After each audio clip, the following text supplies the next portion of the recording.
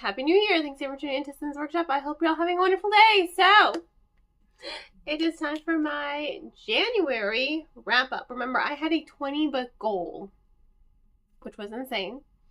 The first person to say it was insane. But you know what?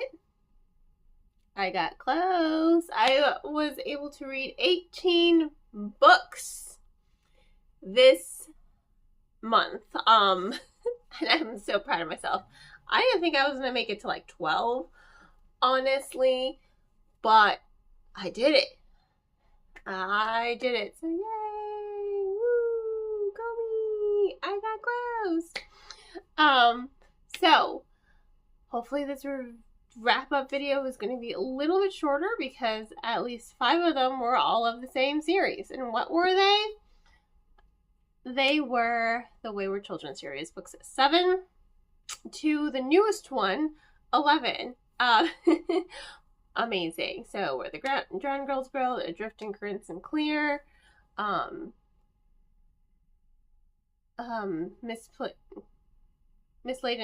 Parts Half Known, and then the newest one, Through Gates of Garnet and Gold, which was amazing.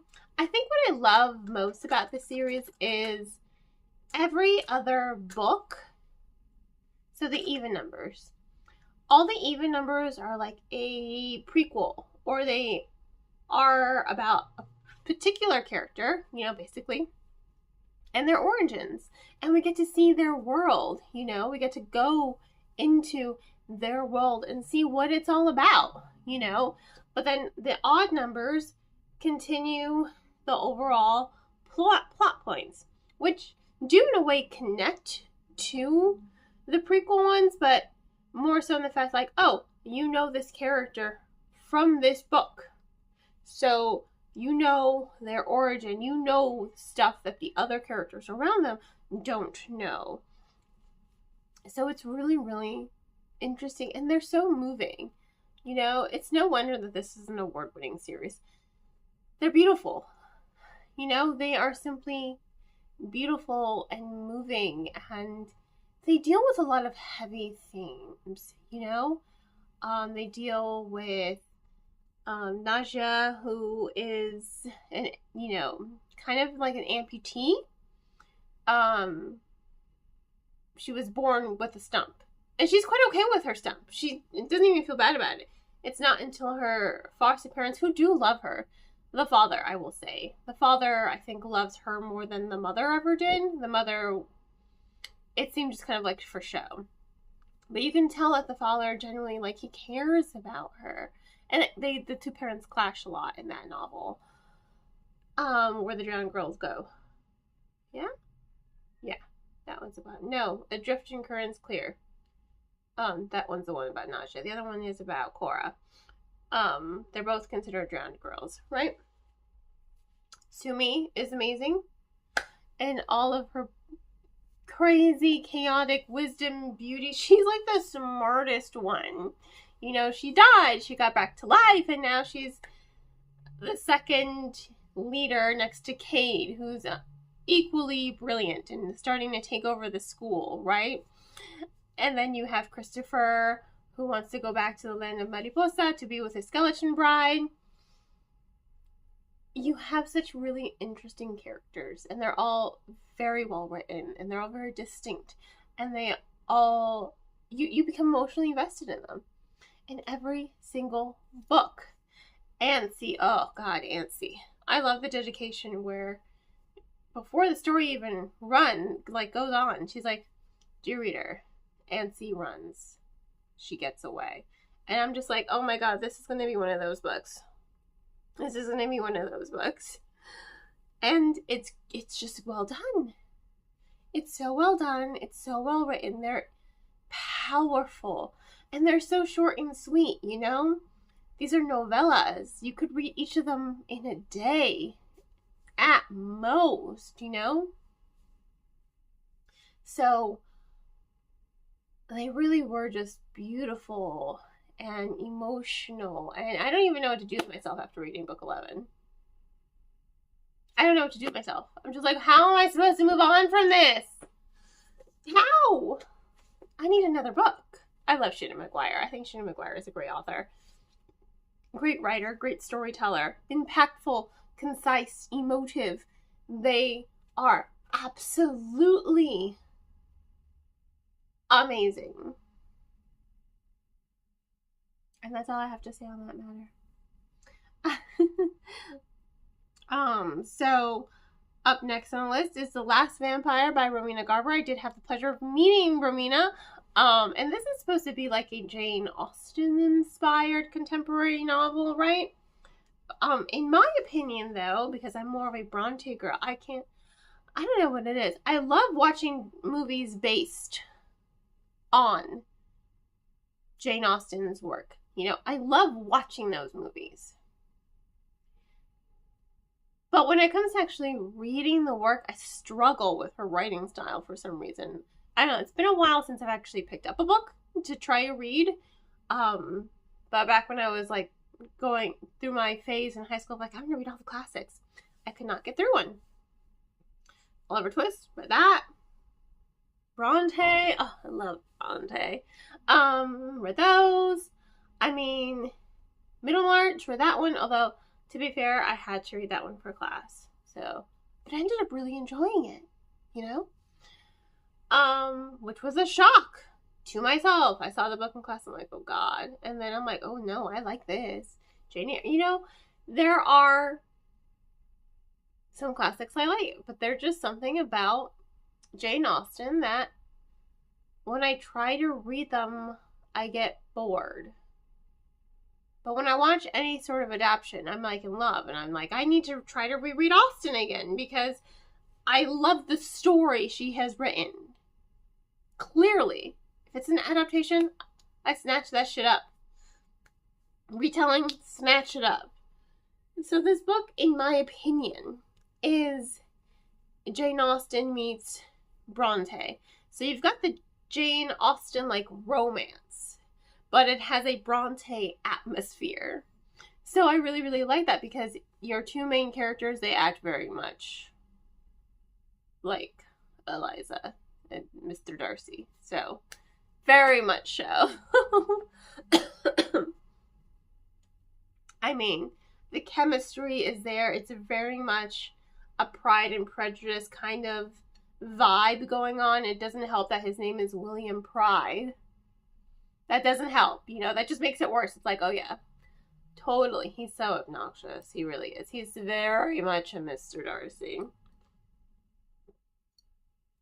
So, it's just, well, it was well written, you know. It takes place in a boarding school, in the northeast, was it? I didn't write that part down in my notes, but boarding school, and he's the last vampire, or so he thinks. The romance in there is a little steamy. It is a little bit like, it borders on new adult. I will say that. It borders on new adult, but it is still appropriate for young adult audiences. 14 minimum, I would say. But again, I mean, like, they see worse on TV, so whatever. I think the storytelling is really, really well done. I like the dual POVs that we get here going between the characters. I like the dynamic she has with her friend Salma. And I like the struggle, you know, I like the struggle that she kind of goes through with finding herself and forging her own identity in this novel. And I really did like the romance that went on between the two characters, you know. The play on vampire lore was also really well done. I will say that there is a lag in the pacing at times. I will say that. But because I was so captivated by the story and the characters, it didn't really bother me. But upon reflection, it's something that I do have to note. Like, yes, there are moments in the pacing where it lagged a little too much, but I still, overall, liked the story and enjoyed it. Quite a lot, actually. And it helps that, you know, the author is a sweetheart, too, you know. So the next one is a reread, The Obsidian Blade. I read this book like a decade ago. I think longer. I think it was in 2012. Ooh. Because it deals with time travel, and it's, you know, a young adult book. Although I think when I first bought it, it was in the kids section because he's like 11. But it's really trippy, so it's more suited for young adults. I'm glad it has been recoded by the publisher. It's trippy. So I'm rereading it because my goal is to finish every series that I've started. Never-ending task, right? I just want to finish the series I've started before I start new series outside of book clubs, right? Before I start a new series, right?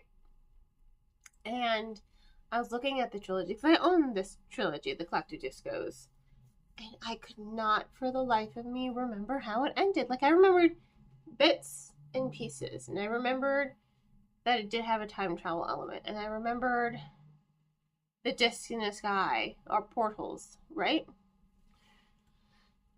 But I couldn't remember anything else, to tell you the truth.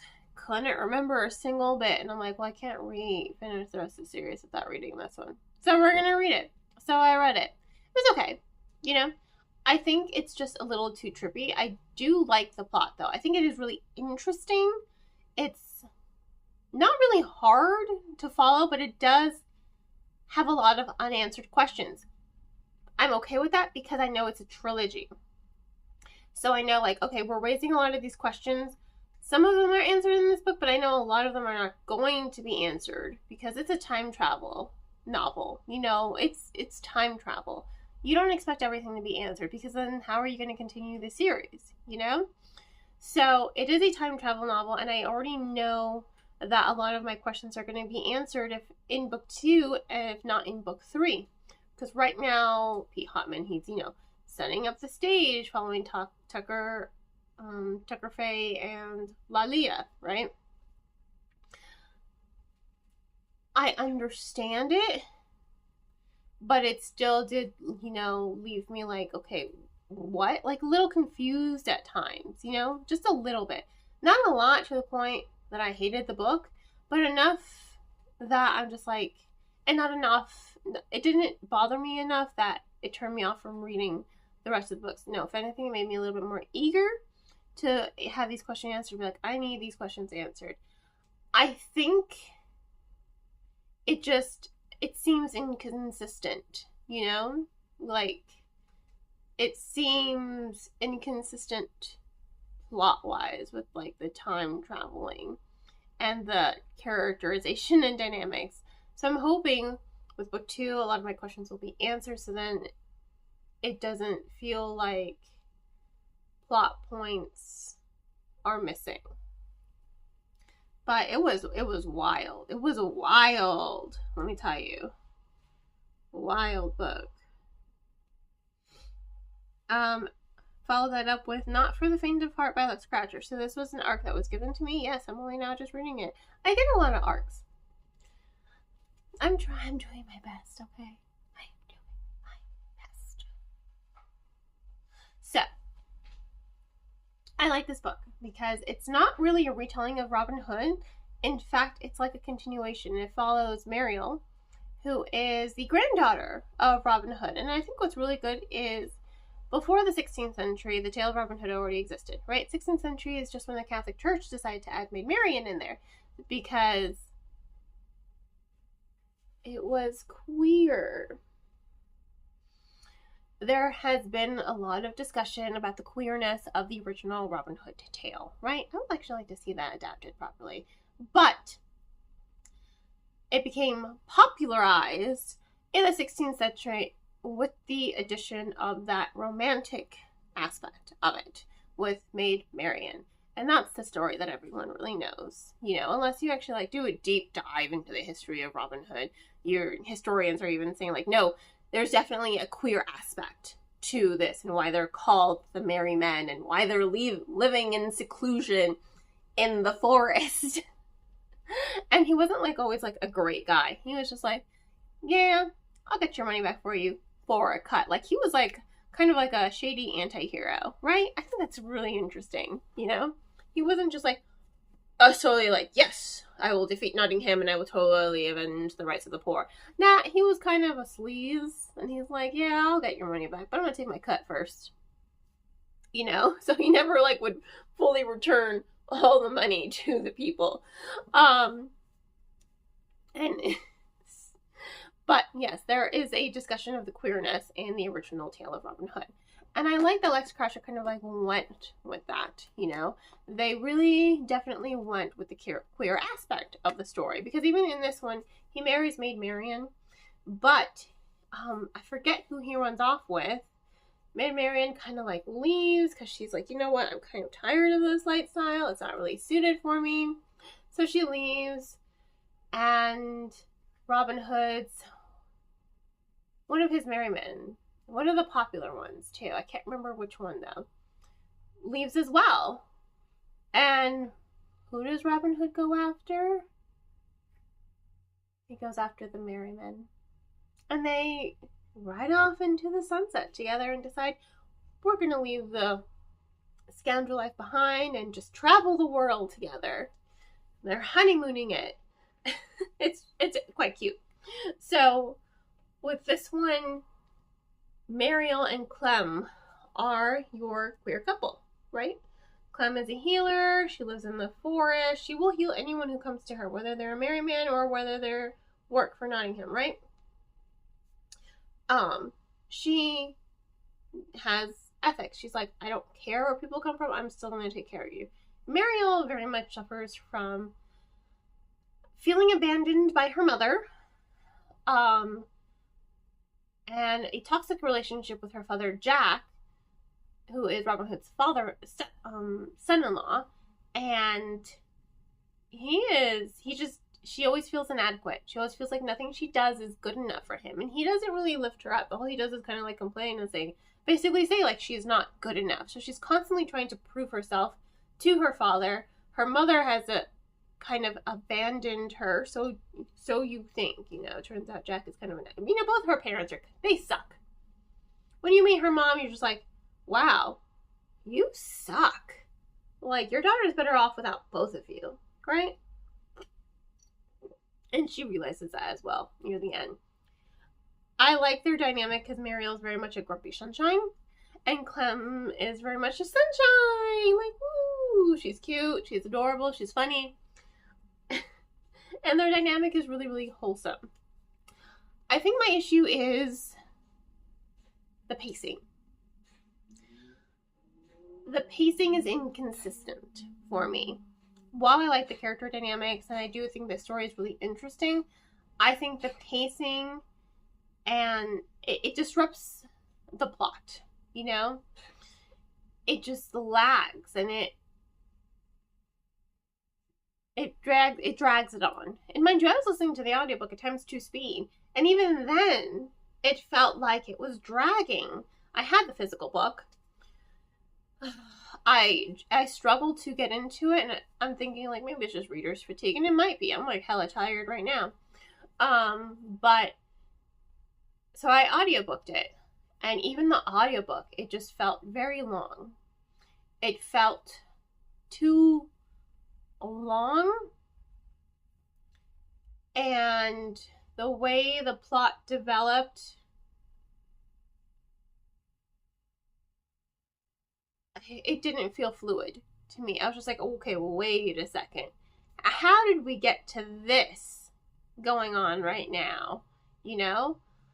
It felt disjointed, I should say. It felt disjointed. And that's my biggest grievance with this book. That it just didn't flow as well as I wanted it to flow, because that pacing just made it feel disjointed. And I think that there were plot points that should have been developed more to make it feel more consistent, that were kind of just like, oh, it's a mention. It's like, no, this is actually connected to a really big plot point that you have, that you're trying to develop. So please just build more on that, not this inconsequential detail. You know what I mean? It felt inconsistent to me. It felt lagging in parts and it felt a little bit too long. But I did like the dynamic between Mariel and Clem, and I do like the characterization and the character development, especially for Mariel. So those were really the saving graces, honestly. All right. I followed that up with my Fantasy Fanatics book club pick, which was the Lord of the Rings trilogy, all 3 books. All 3 of them. It's been a while since I've read them. My husband likes to read them every year. And to be cool like Christopher Lee. That's a direct quote. I even got his new matching Lord of the Rings wedding rings for Valentine's Day. The ones from Enzo, the Arwen and Eragon ones, yeah, I got those for us because we're nerds. In any case, it's been probably over a decade since I've last read these books. Like, man, it's been a while. I forgot a lot. I forgot so much. The first chapter of Fellowship is very long. There is a lot of information that's going on there. A lot of information that, I mean, in the time period of when it was written was probably necessary, but nowadays I'm just like, you know, I'm not really feeling it. So I appreciate it for what it was. I'm trying to look at it from like, oh, the time period in which it was written. They're very much, fantasies of that time period were very much info dumping. That's just the time. You know, that's just how people were like taught to write, you know. Writing has changed so much since 1936. Like, writing has changed a lot. A lot. And I'm trying not to judge it so much from my perspective of it now, and so much as I like the story. I do. I think really my only issue is that first chapter of the entire trilogy. Actually, that's not true. I appreciate all the detail, and that's the thing, you know, like, I appreciate all the detail that is given to me. I just think it could have been given to me slowly, and also I don't need to know everything about the Baggins' whole family lineage and line. The really only interesting bit to me is his parents died. He has the same birthday as Bilbo, because they're supposed to be mirror characters of each other, basically, right? That, to me, is the only real important information. The whole family tree was a lot of information, and some of it didn't really matter when you finish reading the whole series. It, like, doesn't wholly matter. The passage of time, wow, I forgot how much time passed between, again, I've seen the movies more recently than I've read the books. Extended cuts only. Don't worry. I'm not a heathen. I mean, I am a heathen. You know what I mean. But the passage of time was wild. I was like, oh my god, like a decade is passing, right? The fact that Arwen is basically non-existent in the books. She's like non-existent. She's there. She exists. She's a love interest for Eragon, but she's like not there. Not as much as she is in the movies, and I forgot that detail as well. I do like that Peter Jackson did with her character, but, you know, it's not as prevalent. And here's my issue. Number 2. 2 Towers. The 2 of the trilogy, surprise, surprise, if you heard my trilogy tap theory. My issue is it feels like 2 separate books. Because first you're following Eragon, and then you're following Frodo and Sam. And it feels like 2 separate books, you know? I think I like the way the movie does it better because it goes back and forth between them. It just doesn't split their perspectives. And I think if the book had been written that way, like, here's what's happening right now, and then here's what's happening right now with Frodo, and then back and forth, I don't think it would have felt like 2 separate books, right? Because it is, I think it's here, I'm looking at them on my shelf right now. That's Return of the King. That one's Hobbit. It was the shortest audiobook. I will say that. But I'm like, So, it feels like the longest. Because it feels like 2 separate books. I still liked it. I still enjoyed it. And then book 3, like, fuck. I get to the part where they destroy the ring and I'm like, I still have hours to go with this audiobook. Like, what happens next? I completely forgot everything afterwards. The whole everything. Especially the return to the Shire is not pleasant. Not at all. And then, Sauron?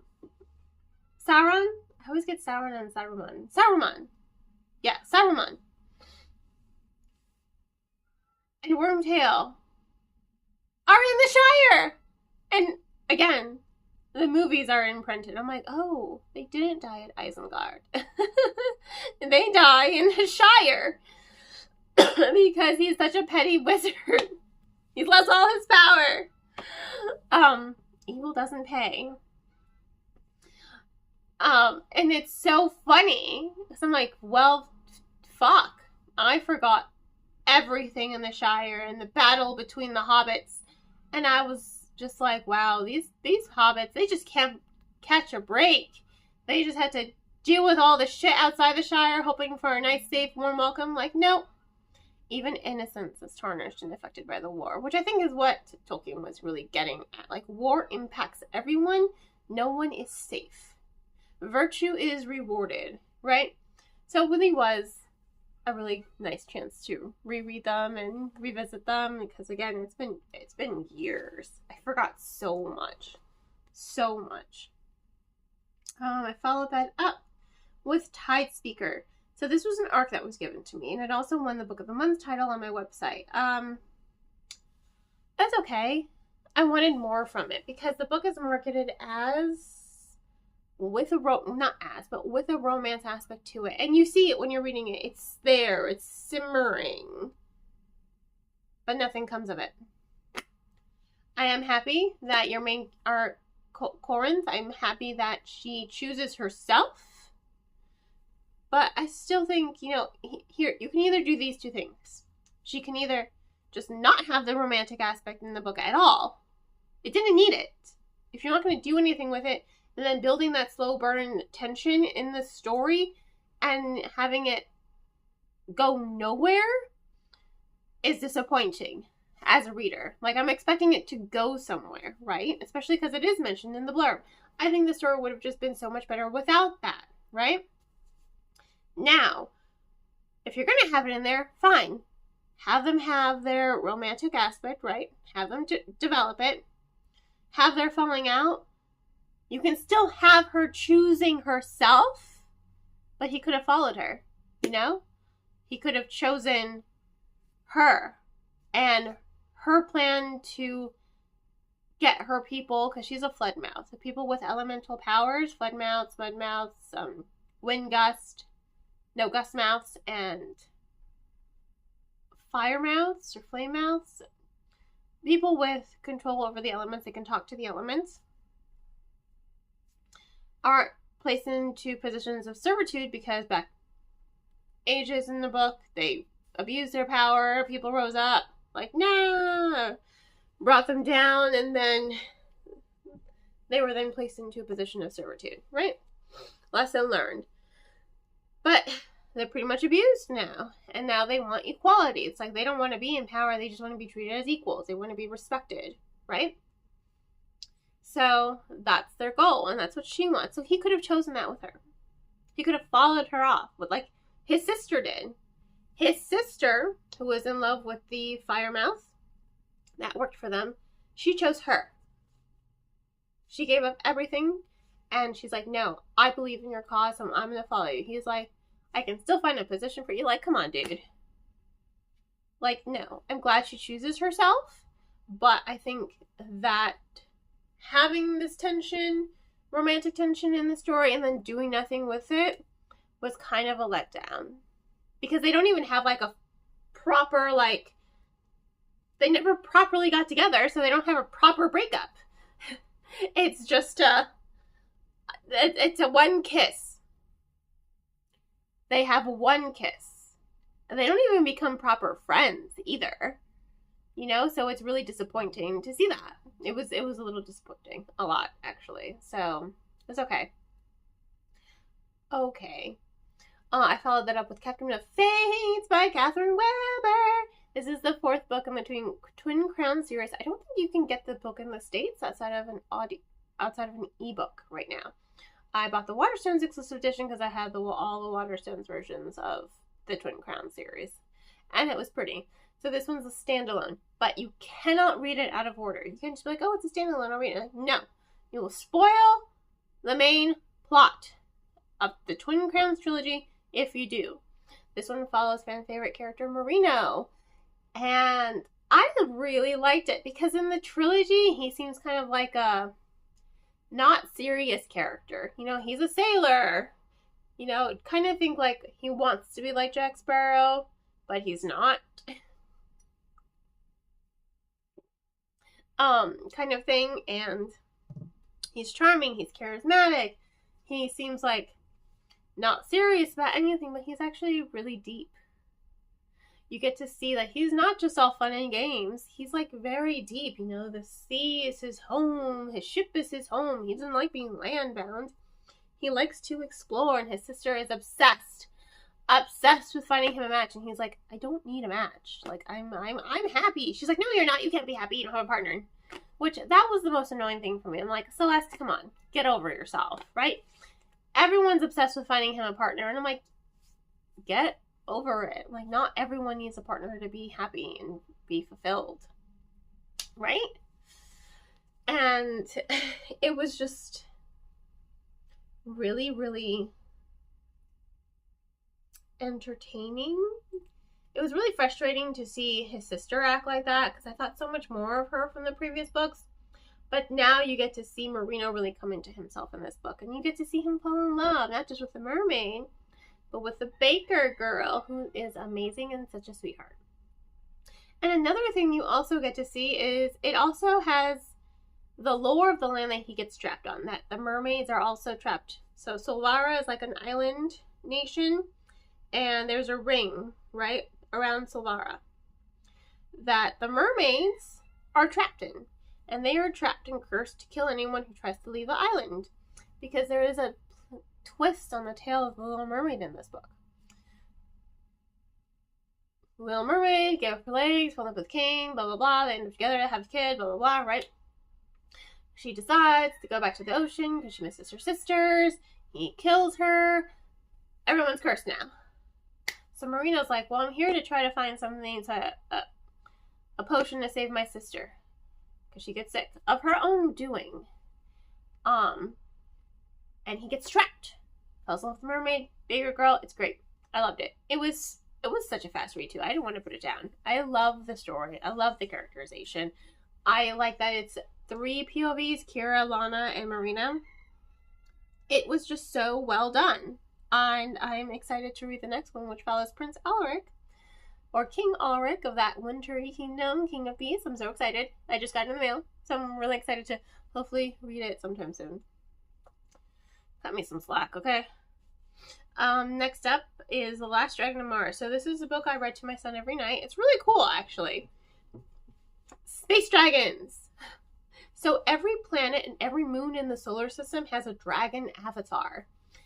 The Earth dragon, Gaia, is the reason life exists on Earth. She gave up her essence to create life and humanity on Earth, and it's really cool.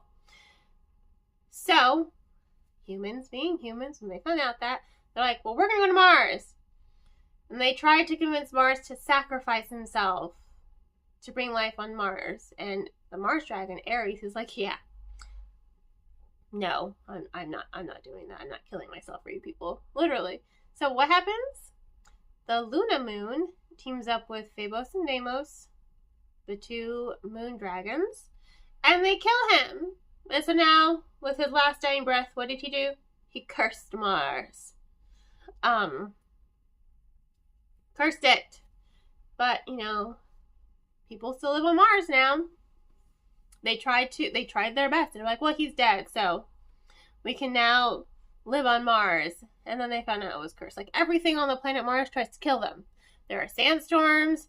There are creatures on Mars that try to kill them. They are not safe. Enter Lunar Jones. He's a scavenger. Kid's 13. What does he do? He scavenge. He looks for old Mars tech so that he can take it and sell it and, you know, take care of all the kids at the orphanage, because he's like dad there. He takes care of all the kids at the orphanage, right? He stumbles into a bunker. What is in this bunker? A dragon. That decides to mark him as his dragoon, you know, his familiar, basically. And it's really, really fun. I really, really enjoyed the novel. My son really enjoyed the novel. It was unique. It was interesting. It was fast-paced. It has really good characters. Proctor, Roddy, Poppy, Lunar Jones, Dread, because that's the name of the dragon. They're all so well done. And I love the way the plot developed. It was unsuspecting. I didn't expect it at all. Like, what was going to happen? I was like, what? There were some things I did see coming, but then there were some things I did not see coming. And then you also get to meet the dragons of Ganymede, Io, Europa, Jupiter. Yeah. You get to meet all those dragons soon. It's really fun. It's really, really fun. So I followed that up with my book club pick, which was Violet Thistlewaite is not a villain anymore. That was amazing. No notes. Everyone needs to read it. It was such a fun, interesting novel. Absolutely loved it.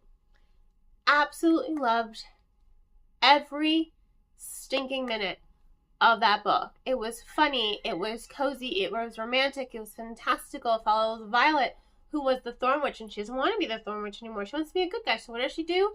When her adopted father, Guy Shadowfade, dies, she decides to go to the town of Dragonrest that lived beneath his shadow to try to make something of her future and make something more. And she's so beautiful, like inside and out. Her personality, her dynamic with Nathaniel is so charming. Like, he's like the gruff guy.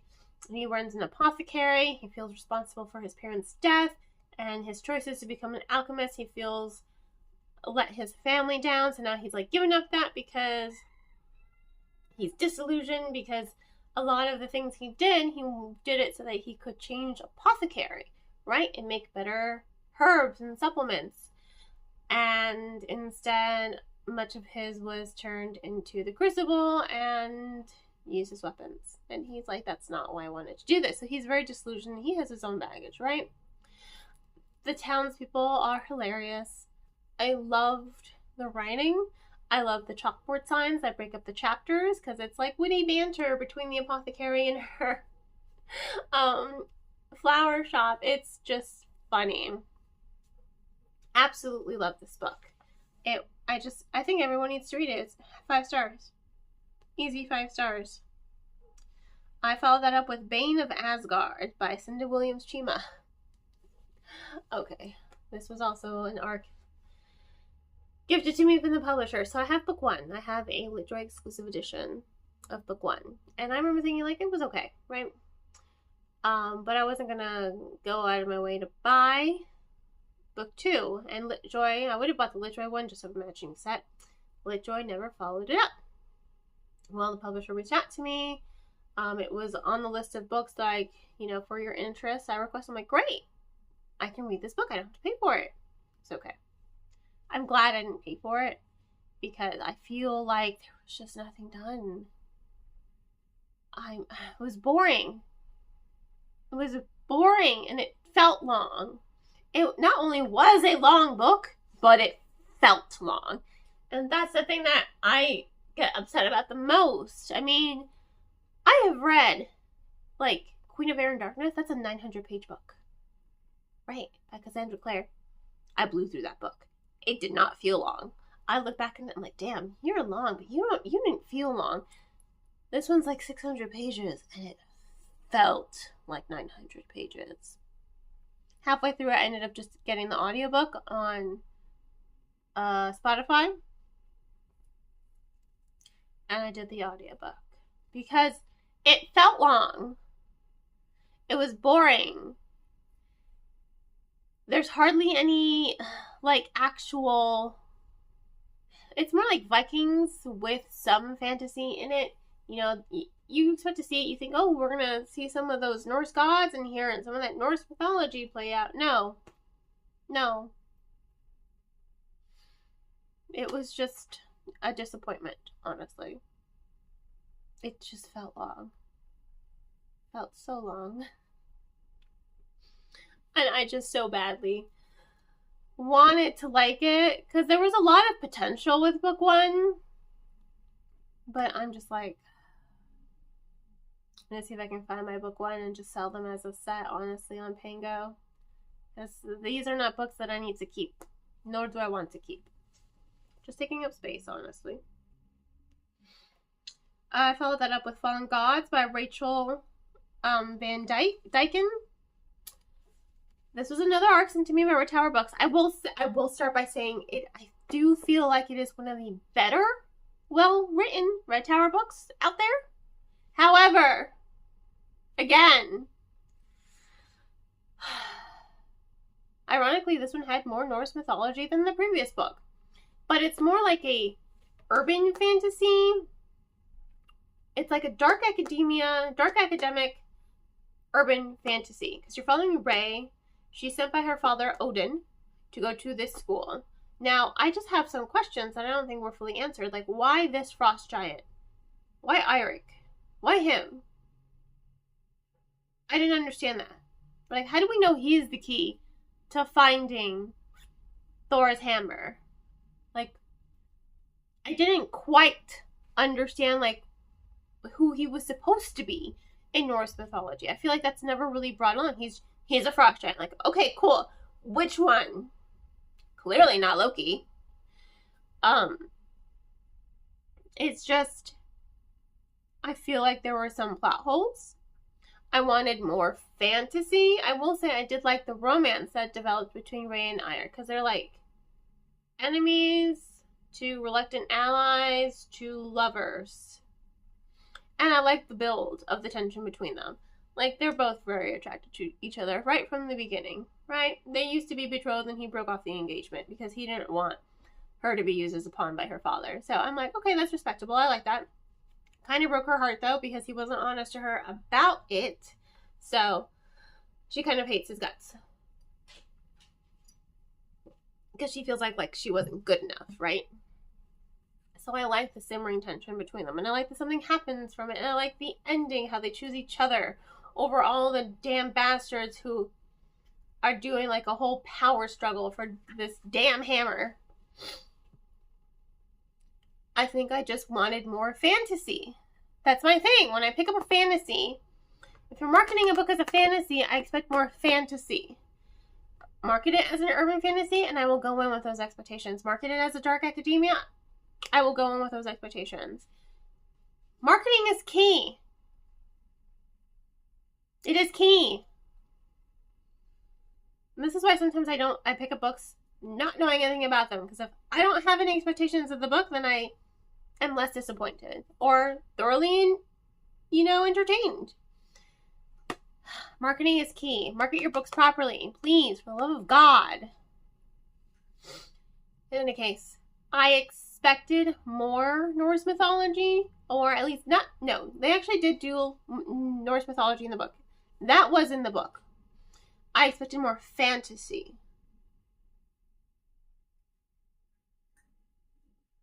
That's it. I wanted more fantasy. And I didn't get a whole lot of that, unfortunately. Which is what I'm saying. If it had been marketed as a dark academia urban fantasy, I think I would have enjoyed it more. Because I would have gone in with those expectations. Not the expectations that I got. But I do think the writing is well done. I do think that there are some plot points that do need to be fleshed out a little bit more. Again, this was an arc, so I don't know if the final product is going to reflect that better. But I think the pacing was well done. There were some character motivations, like with Odin especially, that I didn't quite understand. I'm like, okay, why are your daughter's already doing what you want her to do. Why are you being aggressively violent? Like, It's unnecessary. It felt unnecessary at times, but that's just my opinion. Character motivations I didn't always understand, especially only in regards to Odin, to be honest. Alright, and last but not least, Cardcaptor Sakura, Collector's Edition, Volume 4. I love Cardcaptor Sakura. That's all I can say. I've been reading it, so now I've just been rewatching it. I got Crunchyroll just so I could watch Cardcaptor Sakura. Do you know how hard it is to find this series on DVD? It's fucking hard. Trust me. I've been looking for ages. Especially one that will play in my region. Because, you know, US. It's very annoying. So I got Crunchyroll. So now we're watching it with my kids and my husband. So, yeah. It's great. I love it. But I love reading it too. I like that we're getting to see the characters just come alive on the page. Honestly. I love the characterization. I love the artwork. I think it's magical. I love my magical girls. What can I say? In any case, thank you for tuning into this. I'm sorry, I tried to be short. January wrap up. Please don't forget to like, subscribe, and share with all your book loving friends. I hope you all have a wonderful rest of your day, and as always, happy reading.